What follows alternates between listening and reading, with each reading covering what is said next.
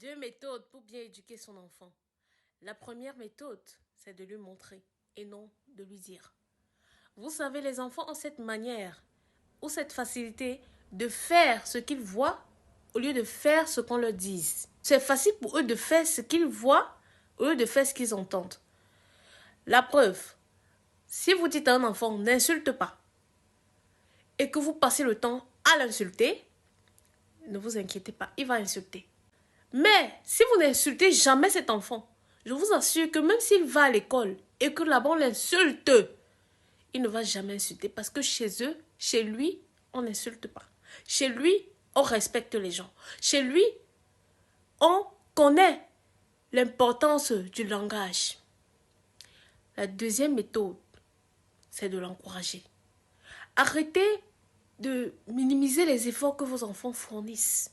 C'est pas bon. Et surtout nous les parents africains, je ne sais pas pourquoi les parents africains ont cette manie-là. Parce que les Européens, les Occidentaux en tout cas, quand leurs enfants fournissent un effort, aussi petit que l'effort soit, il va quand même encourager. Même si l'enfant n'a pas réussi, même si l'enfant a échoué, il va dire ok, tu as échoué, c'est bien. Ça prouve que tu as essayé et que tu as tiré des leçons. Maintenant que tu as appris de tes erreurs, lève-toi et avance. Je t'encourage. Tu as vu que cette voie que tu as empruntée n'a pas été bonne. Ce chemin que tu as emprunté n'est pas bien. Maintenant que tu as vu que le chemin que tu as emprunté n'est pas bon, lève-toi, change de méthode, prie et avance. C'est comme ça qu'on éduque un enfant. Ce n'est pas le rabaissant en minimisant ses erreurs. Toi là, tu as dit des moyennes. Imbécile, ton camarade qui est juste devant toi a fait comment? Chien vert, chien, il est bête comme son père. D'abord, dans votre famille paternelle, vous êtes bête. Regarde-moi ta tête là.